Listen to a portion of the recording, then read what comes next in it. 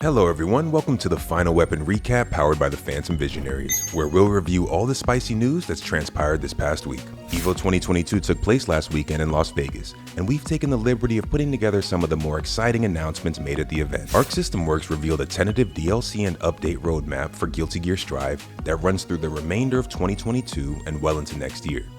There will be 4 new DLC characters revealed between summer 2022 and summer 2023. The first of these characters, Bridget, was announced towards the end of the event and has both a trailer and a starter guide uploaded to Arc System Works' YouTube channel for anyone interested in learning more about the character and her kit. Following the Street Fighter V Grand Finals, Capcom revealed 2 new playable characters for Street Fighter VI. Jury, a returning character from Street Fighter V, and Kimberly, a character new to the Street Fighter universe who was trained by Guy in the special ninja art of Bushin Ryu. You can watch the trailer for both characters on the official PlayStation YouTube channel. And an important note for fans of Persona 4 Arena, Samurai Showdown, and Dragon Ball FighterZ, all 3 games will be receiving updates to add rollback netcode for online play, which is a massive quality of life change. Remember, you gotta stay up to date with this kind of stuff so you can reassure yourself you lost due to lag rather than a skill difference. That's what we've got for you from EVO, and as always, if you'd like to read up on any of the other announcements, go pay a visit to our friends over at finalweapon.net. While I'm still on the topic of fighting games, in a new blog post, Riot Games confirmed that its upcoming fighting game, currently titled Project L, will be free to play. Project L features several characters from the League of Legends universe, the most recent addition being Alawi, the Kraken Priestess, who was given a full blog post on the official Riot Games site.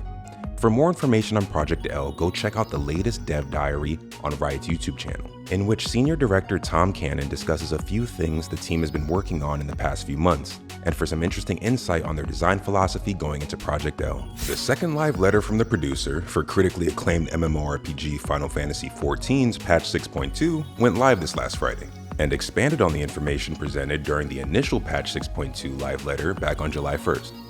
This most recent live letter included a trailer for the upcoming patch that reveals a few details regarding the storylines of the new main scenario quests and the new raid tier Abyssos, and man, do the new gear sets look great. Players were also given previews of 2 entirely new systems, the variant of Criterion Dungeons and the Island Sanctuary. The Criterion Dungeons will be 1 to 4 player content on normal difficulty and have several different paths players can choose from, each with its own unique story. This system will also be used to introduce scaling difficulties to dungeons in Final Fantasy XIV. There were some dungeons added in previous expansions that had a tag attached to their names denoting them as, quote, hard. But these were always just dungeons based on the same zone as one of the prior expansions with no real higher degree of difficulty. However, these Criterion dungeons offer a savage difficulty variant, which promises to be as challenging as the raid difficulty of the same name, while catering to a 4-player party format.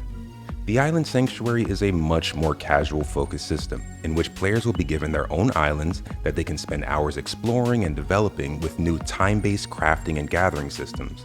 If you'd like to know more, the full stream has already been uploaded to YouTube. The Pokemon Company revealed new details regarding Pokemon Scarlet and Violet. The reveal included a few glimpses at the lands and the people of the Paldea region, provided info on the new Terrastol Phenomenon battle system, and showed off the multi-purpose transformations of the featured legendaries, Corridon and Miraidon. The Terrastol Phenomenon system allows for Pokemon from the Paldea region to Terrastalize, which unlocks special powers and enhances the power of any moves that have the same typing as the Pokemon's Terra type, of which there are 18. Pokemon will remain under the effects of Terrastalization until the end of the fight, but the player's Terra Orb will then need to be recharged at special crystals found throughout the world, or by visiting a Pokemon Center. The legendaries Corridon and Miraidon were shown to possess the ability to change into a few different forms, reminiscent of modern vehicles, that players will be able to use to more easily traverse land, water, and sky throughout the region. I don't know about you, but I've always wanted a motorcycle that was primarily comprised of a living, breathing lizard deity. Just me? Okay. Later on, the Pokemon Company announced a brand new animated special inspired by Pokemon Legends Arceus. There will be a premiere screening of the special held at the 2022 Pokemon World Championship in London on August 19th, and the special will later be exclusively streaming on Netflix starting September 23rd. The first title update for Monster Hunter Rise Sunbreak will be released on August 10th. This update will feature 4 fan-favorite monster variants, Lucent Nargacuga, Seething Basilgeist, Gold Rathian, and Silver Rathalos, and will include an expansion to the Anomaly Quest system.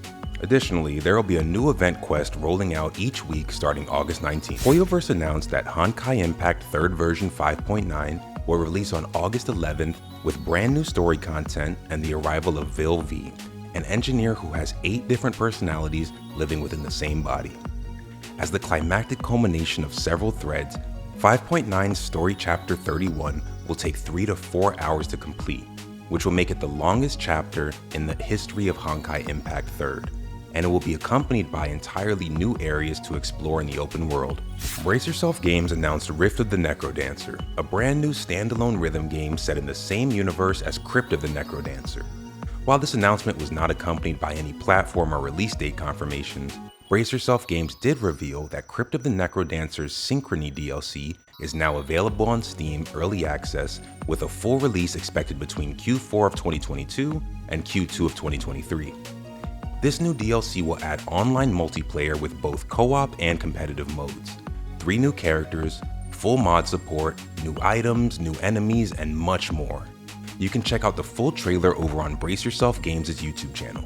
Regardless of if it's a nostalgia-fueled guilty pleasure for you or just a source of new meme formats, you should know that the 3rd movie in the Sonic the Hedgehog series, Sonic the Hedgehog 3, will premiere in theaters on December 20th, 2024.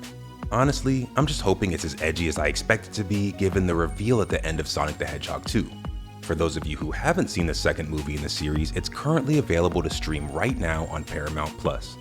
Also, don't forget to check out Sonic Frontiers, which releases this holiday season for Nintendo Switch, PlayStation 4, PlayStation 5, Xbox One, Xbox Series XS, and PC. Jeez, I really thought I'd get through at least one episode without having to list all of those. Oh yeah, one more thing before I sign off. Nintendo announced Kirby's Dream Buffet will release both physically and digitally on August 17th for Nintendo Switch. This 4-player Kirby game will take you through a slew of appetizing food-themed stages as you compete against friends in a variety of minigames. They really decided to get literal with the phrase "take the cake" on this one. Alrighty guys, that's it for me this week. I hope you enjoyed EVO and all of the announcements as much as I did. If you guys want any exclusive merch from the Phantom Visionaries, you can head over to pvisionstore.com and check out everything we've got. And if anything I covered today piqued your interest, I highly recommend you head over to the Final Weapon website. They have a ton of articles covering what I just talked about and much more, way more than we can cover in one video. With that being said, I hope you guys have a great week and I'll see you next time.